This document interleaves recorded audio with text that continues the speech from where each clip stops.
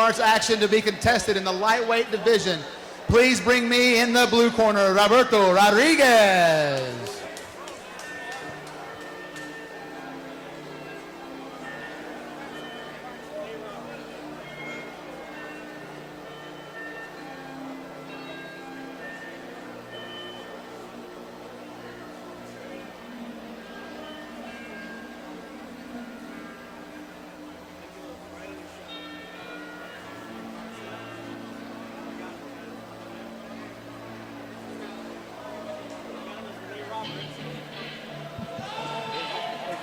Roberto Roberts.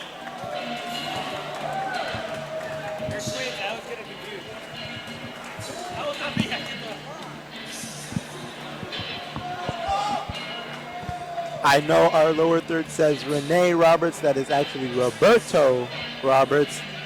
Fighting out of Sunny Isles, coming to us from Twin Dragons MMA.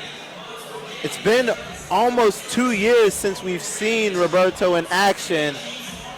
So we're glad to have him make his comeback with AFL.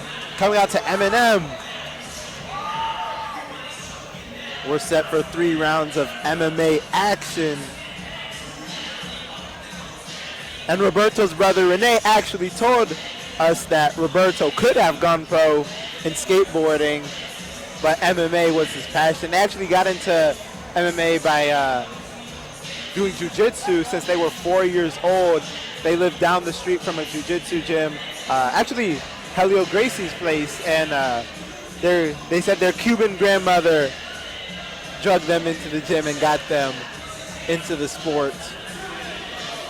Roberto has a very philosophical view to MMA. He says it's kind of like a universal language. You can talk to a Brazilian, a Russian, a Cuban, where he hails from with a single leg.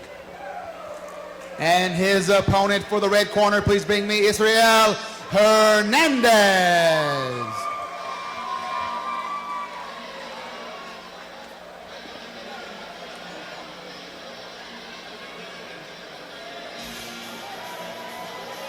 Israel, the Cuban Viking Hernandez. He wants people to know something. Apparently people have been asking him if he's just appropriating Viking culture by calling himself the Cuban Viking. He comes to us from Cuba by way of Havana, Cuba, but he does say on his grandma's side there is Irish ancestry, so he wants to know Cuban Viking is historically accurate. He is Cuban, and he does have Viking blood on that side of his family. Speaking of his family, he says his mom hates him doing MMA, but this is the life for him. This is the life he wants. 5-fight veteran already, so he's looking to get a win here. And unlike Roberto, who hasn't fought in almost 2 years, Israel has been very active. His last fight coming in April, a loss against Ulysses Fernandez.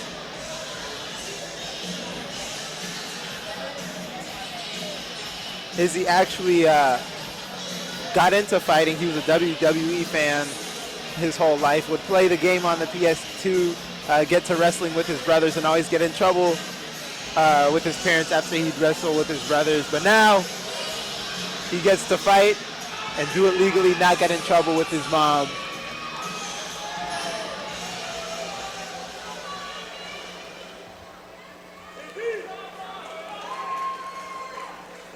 Ladies and gentlemen, worldwide, watching through the Action Fight League stream, and here with us today at Gulf Park Casino and the beautiful Sport of King Rooms, we're switching back to mixed martial arts action. Introducing first, standing to my right and fighting out of the blue corner, this young man is a Gracie Jiu-Jitsu fighter, standing 5 feet, 8 inches tall, weighing in at 160 pounds, with a mixed martial arts records of 3 wins and 2 defeats, representing Twins MMA in Dania Beach, Florida. Please welcome the assassin, Roberto Rodriguez.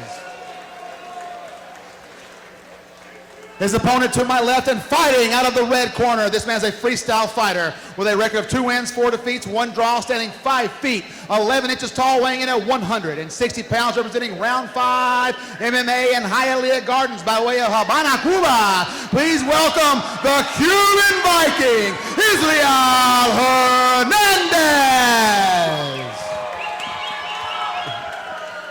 Your referee, Ray Ramos.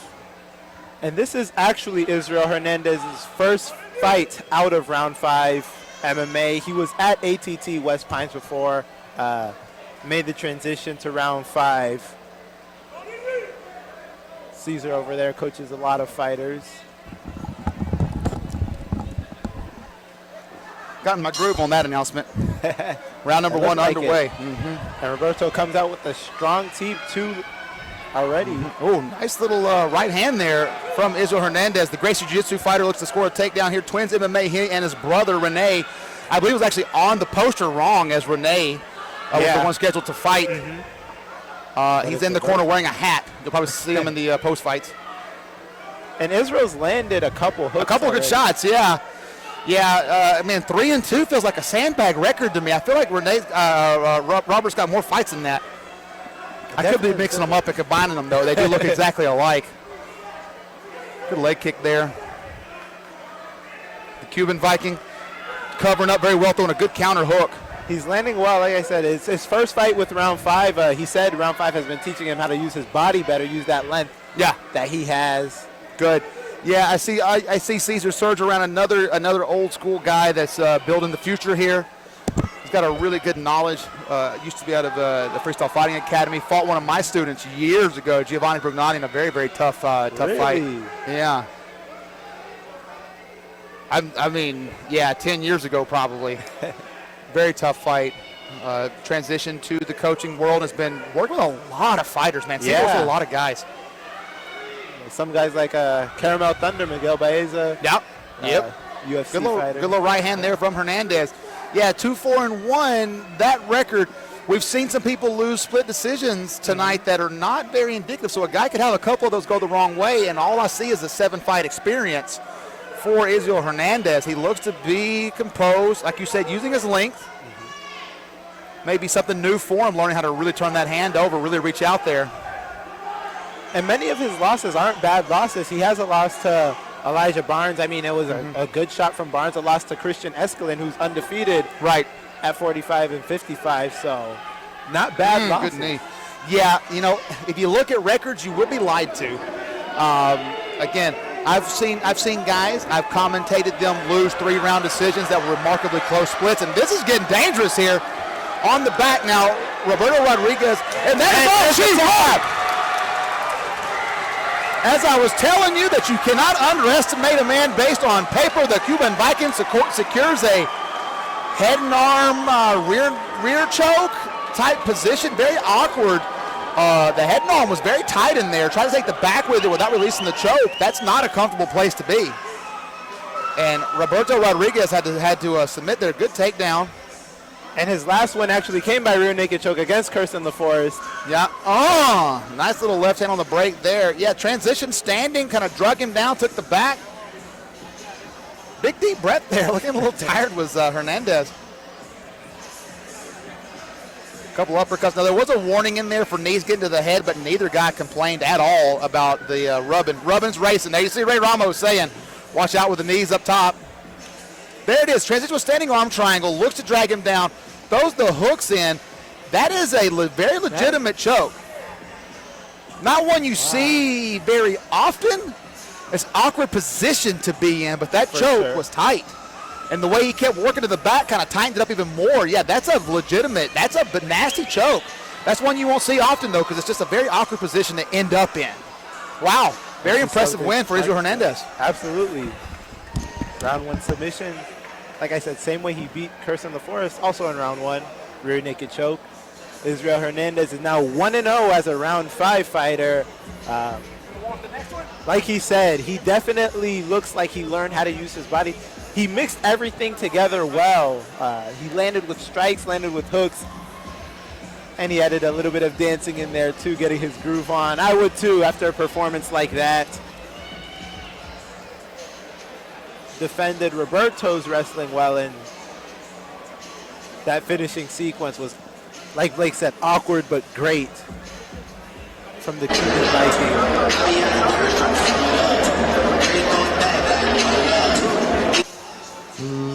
Ladies and gentlemen, referee Ray Ramos calls a stop to this bout at 2 minutes and 19 seconds of the very first round, declaring your winner by a rear arm triangle choke, Mr. Israel Hernandez.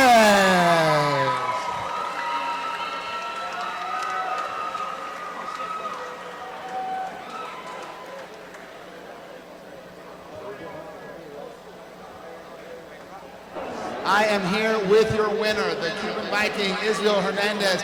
Now, fight was up, fight was down. I know you said that working with round 5, you were working on your length. You were kind of able to land some good right hands. The stand-up exchanges were very, very heated.